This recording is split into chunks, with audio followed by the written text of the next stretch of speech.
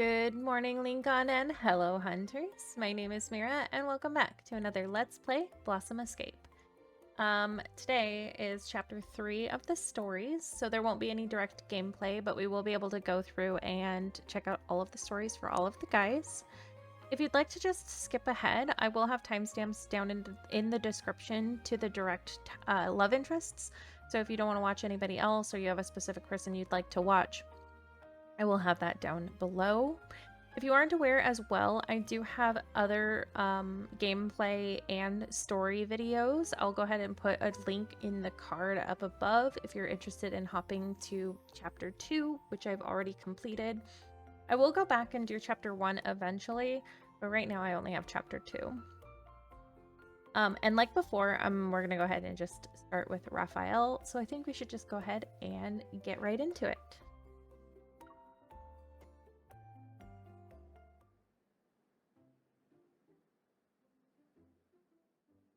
Oh no, it looks like we're looking for him. Hey, that resembles one of the flowers in the guidebook. It must be a tricolored cousin. Look to your right. Oh, There's a look at multicolored him! version too. That's such a cute outfit. Oh my gosh. The plant hybridization center is packed with flowers in every color. But Raphael and I aren't here for fun.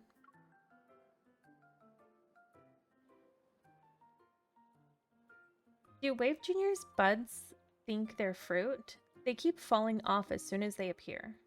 If we had hurricane force winds last night, our tent would have been gone. We learned that Wave Junior was shedding buds because it had been moved around too much. So we decided to ask the experts for help. They are busy at the Plant Hybridization Center. But if you two lend a hand over there, maybe you'll free up an expert who can assist you with your flower problem. We're doing fetch quests.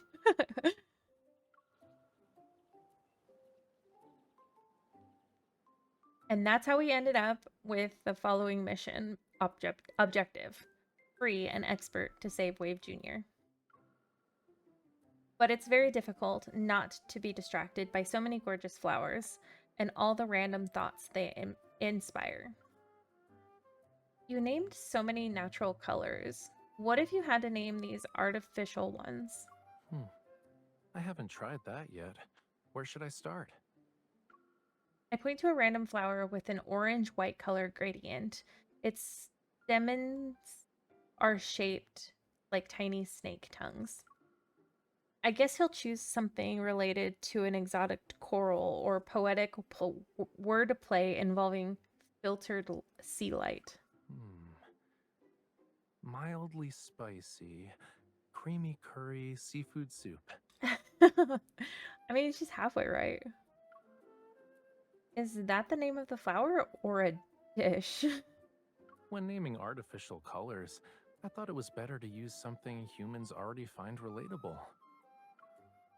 In that case, I'd go with fairly spicy. Oh, we have different opinions. I guess we need to sit down and debate it. I mean, we could sit down and debate it, but I'll win. After a fascinating tour and some lessons, we practiced artificial pollination ourselves in the greenhouse. We did ruin a few flowers in the process, but at least the rest passed. Gathering the extra petals into a small pile, I think out loud. It'd be such a waste to throw these away. Maybe we can use them for fertilizer or for Wave Jr. Or I can just, make you a flower crown. Oh, you could. Raphael, who has a completely different idea in mind, crosses his arms and speaks with a languid tone. Today's not our lucky day, huh? This is the second time we've disagreed. Then let's compromise. We'll make the flower crown first, and then the leftovers get to be fertilizer. Raphael doesn't respond. His gaze travels from my head to my neck. It finally lands on my wrist. If I made a full set of accessories, I'd probably run out of petals. Oh my Wave god. Jr. would need to donate some. Suddenly, it's not just a flower crown, but a whole flower set. It's already doing well. Let's not spoil it with fancy fertilizer just yet. What do you mean by a full set of accessories? You might as well plant me in the garden at that point. No, I'd take you out to sea and grow you hydroponically.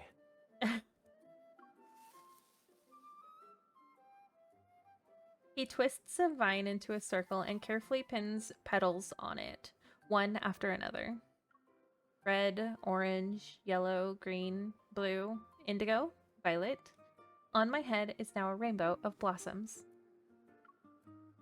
So your design philosophy is everything but the kitchen sink. It's waste not, want not, thank you very much. After giving me a mirror, Raphael lets me admire the beautiful flower crown from every angle. Noticing he's secretly taking photos, I slip the crown onto his head. And over the phone, it's my turn to play with photographer. Just as I'm about to take a photo, a few unwanted guests buzz into the shot. What's going on? Are they treating your head like a hive? I guess the petals still had nectar on them? It's a good thing I gave you the flower crown. I almost found myself in a pickle. Raphael waves them away, but he ends up doing more harm than good in the process. Now we're surrounded by pollen.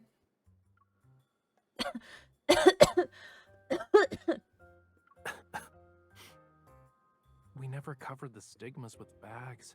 There's too much pollination going on. I guess we'll have to work overtime.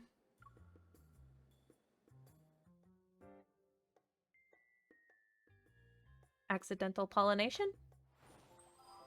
Okay, that was cute. Short but sweet.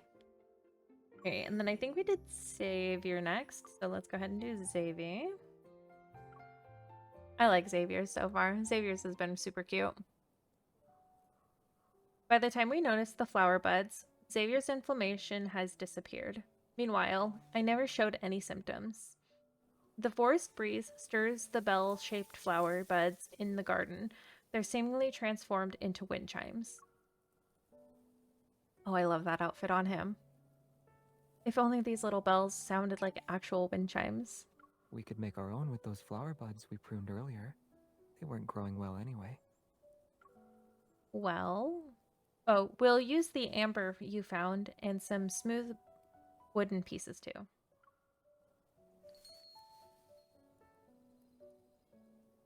After stringing together the dried plants with amber to make the wind chime, we start looking for a perfect spot to hang it. I love the sound of wind chimes. It's a shame we only have one piece of amber. The wind chimes would look prettier with a few more. I start searching the surrounding area. There's a little bird over there hiding its snacks. I suspect it's copying your movements. I actually found something, look. I cup my hands together. Under his admiring gaze, I slowly reveal. I didn't find any amber, but there were 2 pine cones in this tree hollow. Here, take one. Looks like a small animal won't be eating as many snacks today. At the edge of the flower bed, there are 2 trees growing side by side. One large and one small.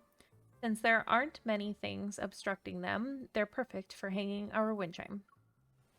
As Xavier crouches down, I immediately stand on my tippy toes to grab the branch of the smaller tree. This tree is too tall, but the smaller one should work. Hey!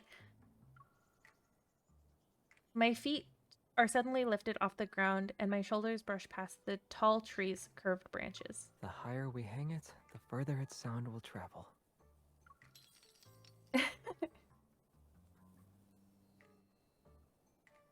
So far, Xavier and Sylus are the only 2 that have done that, where they grab our legs and lift us up, but I think it's such a cute gesture. It's like one of my favorite tropes. Xavier, We're not allowed to manually activate it. We need to wait for it to start on its own. But it hasn't made a single sound since we hung it. Oh, he If sounds there's so still no wind, sad. I can light it up and turn it into a hanging lamp. The wind has to appear eventually. Let's wait over there. We sit under the tree across from the wind chime and peel the pine cones we collected earlier.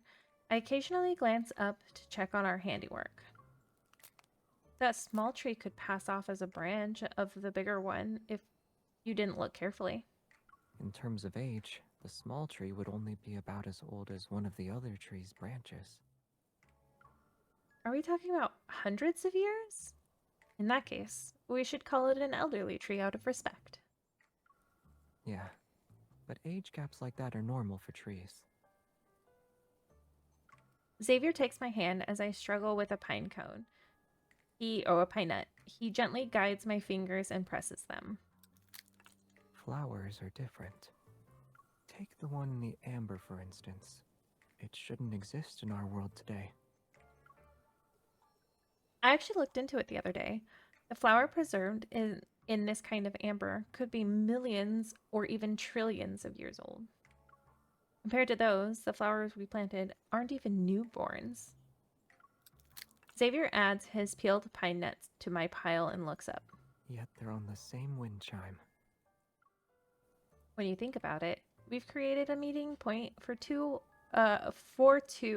for life from two different times. It's a shame that flowers, which are inherently fleeting, can only achieve this by becoming fossils. At least we don't have to do that. He sounds very thoughtful in this one. It's kind of cute. The wind's picking up, Xavier. I save a video of a wind chime dancing in the breeze to the diary in my phone. I've preserved this precious moment.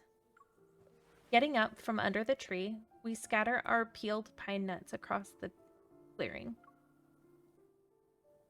Rather than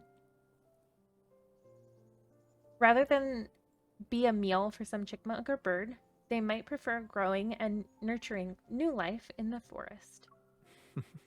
It's possible, but they could still end up in a small animal's stomach. It's true, they could.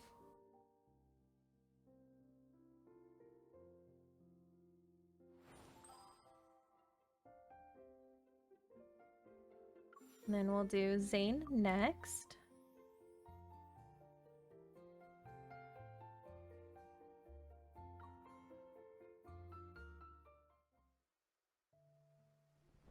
The wind and rain haven't let up today. The leaves rustle noisily, and I tuck my head under the blanket. He stirs at my movement and snuggles closer. Once again, Zayne is proving to be husband material. I rest completely against his neck. Zayne, don't you feel cold? A little.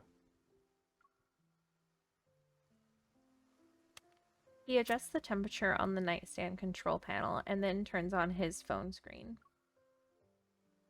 The storm shouldn't be stopping anytime soon. Lincoln City issued a freezing rain alert 30 minutes ago. No, our flowers. What? Freezing rain? Our flowers. I jolt awake and toss aside the blanket, but Zayne pulls me back from behind, his arms around my waist. It's not safe outside. But our flowers. We covered them this morning, so they should be fine for now. We can save them tomorrow. Go back to bed. We'll check on them later.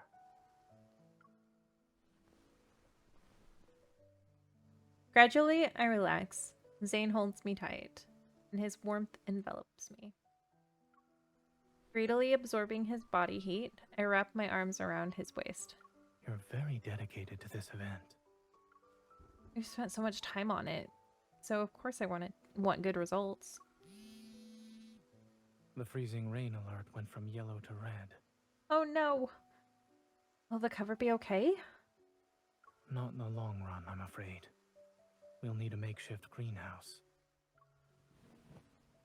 He reaches for his glasses and prepares to get dressed. I grab the hem of his pajamas. You're going to build it now?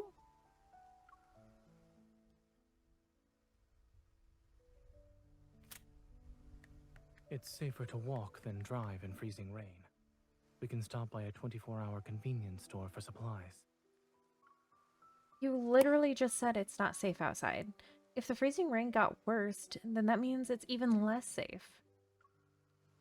By just exchanging a few words, we traded places. Now I'm urging him not to go. Let's stay here. If we both get sick in this weather, we'll end up spending the next few days recovering. 2 consecutive notifications chime on our phones, light up at the same time. What now? Red is the highest alert it can go, right? There isn't a color above that. It's from the game developers, not the Weather Institution. Look at that smile. Good evening, Planet Lab researchers. Sorry for disturbing your rest. Due to the weather, we've decided to convert our open-air gardens into greenhouse gardens.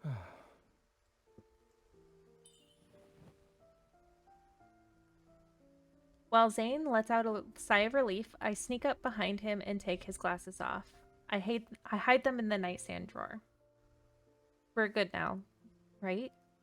We don't need to go out. As far as I'm concerned, you made my choice for me. Zayne tosses his phone aside and pulls me back into bed. The blankets feel even warmer, and the mood is blissfully cozy.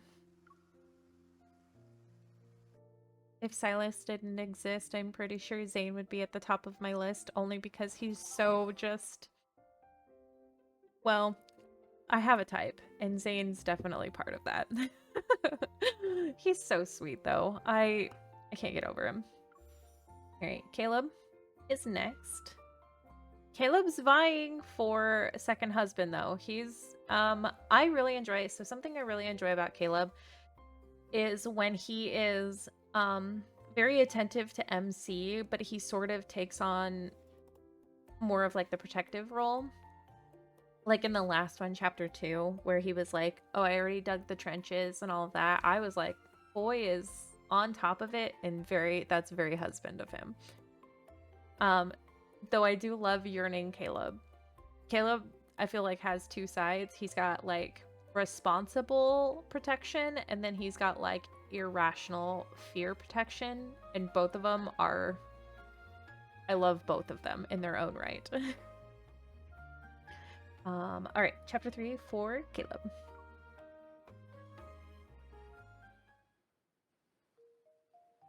It rained for the whole night, so we go to the flower beds first thing in the morning to check on it. The seedlings prove more resilient than we expected. The heavy rain has only made them look more vibrant. Oh, he's in that outfit. Okay. There's no excess water at all. Caleb, can you be a farmer when you retire?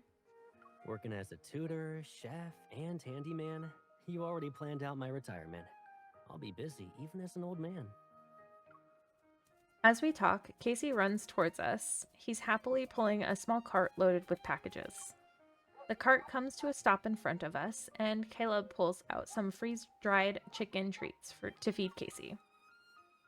You're getting good at this. Casey's our grade A helper now. We can count on him for all our package deliveries. Caleb takes out the package and opens them. There are several mouse traps and bundles of rodent-proof fencing. Do we have a mouse problem? I saw some holes when we first tilled the soil, so I bought these just to be safe. Are there really mice? Something's moving by your feet. Oh my god, what? I jump to the side and land in Caleb's arms as he catches me. Was it a mouse? I don't know. Oh my god. Are you messing with me again? No, there are actually field mice in the grassy slopes nearby. Ask Casey if you don't believe me.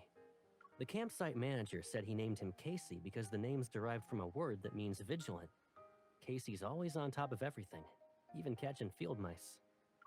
Caleb keeps his arms around me. He carefully steps back to a spot away from the seedlings. Then he lets go. The field mice will eat the seedlings, so I'm gonna build a fence around the flower bed. Isn't it time for Caleb's personal assistant to report for duty? You mean Caleb's special appointed assistant? I'm still picking out the tools and reading the second page of the manual when Caleb starts working. The manual says this is step 4, but you're already putting it together. What happened to the other steps? Have I ever followed instructions when I build things? So I'm supposed to stand here and be your cheerleader when you're done? Hearing my complaint, Caleb turns his attention away from the tools, takes off his gloves, and playfully pinches my nose. Your nose is all scrunched up. Are you that unhappy? What do you think? It's a simple fence. I know I can put it together quickly. Then why should I just sit here and watch you work? I might as well play with Casey instead. Casey eagerly walks over, but Caleb gently coaxes him away. No one's talking to you. You can play by yourself. Why don't we split up the work? You can follow the manual to build one half of the fence, and we'll see who finishes first. This again? Don't you dare slow down on purpose, just so we end up a tie. You shouldn't assume things. Sure, but I know what you're thinking. As our familiar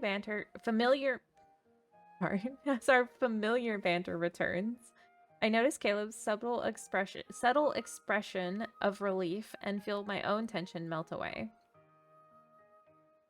These tools are under my jurisdiction as your assistant, and since this is a competition, I won't lend them to you.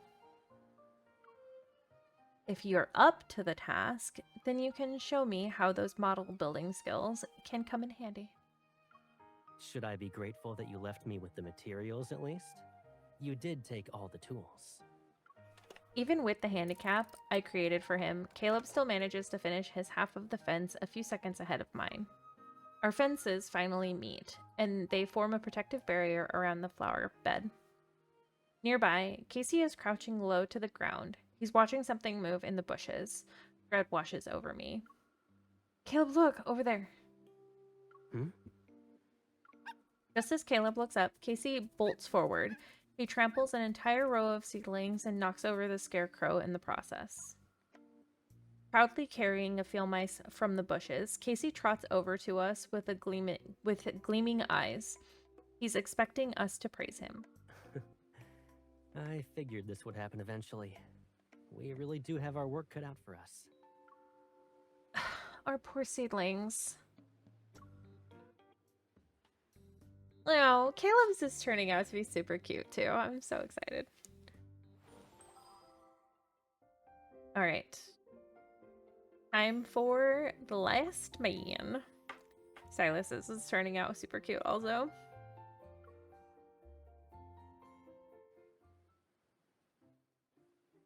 With a proper sprinkler system, our flower garden made it through its second growth phase. I grab my Planet Lab research log first thing in the morning and head to the garden. Oh, he's in his birthday outfit! Not bad. There are already buds. It's all thanks to the sprinkler system that you built. And our little red specks that we persuaded. Arms crossed, I watch those tiny red dots flit busily among our thriving plants. Mephisto, who's perched on my shoulder, turns his head and flies to the flower garden. Mephisto, did you have a bad dream? Oh, look, they have a little thing for him now. My flowers! Sylus, we're doomed!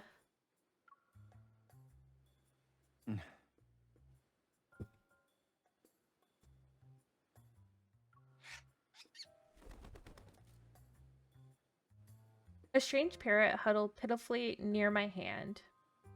It looks like a prisoner who got bullied. If we didn't catch it in time, you'd be the one having nightmares right now. Looking at the gnawed buds scattered on the ground and our spooked red specks, I feel dismayed. Why must a grateful-looking bird be a greedy little thief?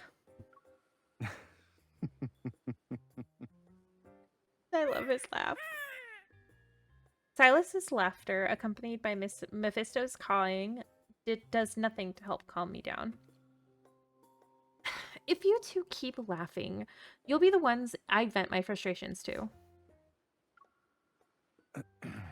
This parrot has an injured wing. Yeah, you changed your song and tune real fast, didn't you? No wonder it looks so pitiful. But I still feel sorry for the buds and the red specks. Then let's help it recover first. We can punish it later, kitten. Silas is doomed! Silas is doomed! Silas is doomed! My sympathy for the parrot quickly fades. It's replaced by irritation that's aimed at Silas.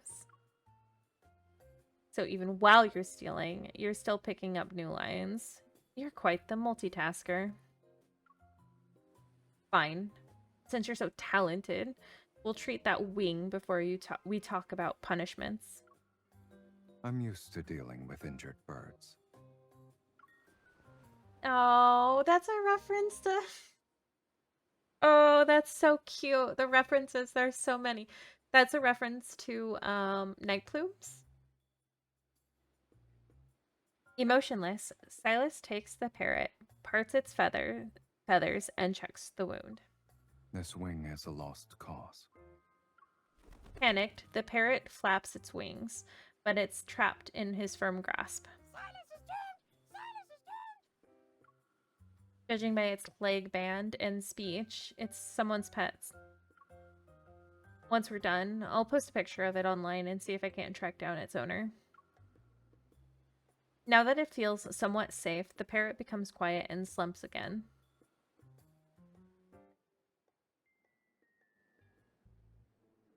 Silas sits on the bed while I temporarily place the parrot, now treated, on the top of his head. Am I a bird nest? It'll only be for a minute. Let me take a picture. I quickly press the shutter button, but the restless parrot ends up as a blur in the photo. Why is it so energetic? Did our flowers have some special effect on it? It's just nervous. When I give him a skeptical look, Silas leans back and pulls me into his lap. He lowers his head so his nose brushes against my ear. The parrot slides onto my head. It's scared of me. However, it won't move around if it's on your head. Yo. At some point, he grabs my phone and took a picture. In the photo, our hair is mingled, and the parrot is perched on my head. So it likes me, huh? I guess I do have a way with birds. Mephi must be an exception. Birds don't show affection by staying still. Maybe it likes the smell of my shampoo. I'll replace all your shampoo products on a kind of space with mine next time. Suit yourself. He just wants to smell us. I hear rustling above my head, so I turn on my phone's front camera. The parrot is busy preening. It's even attempting to tuck its feather into my hair. In the picture, the feather is a brilliant hue, and Silas's expression is equally colorful. So that actually means it likes me, right? Give me your phone. I'll post the lost pet notice.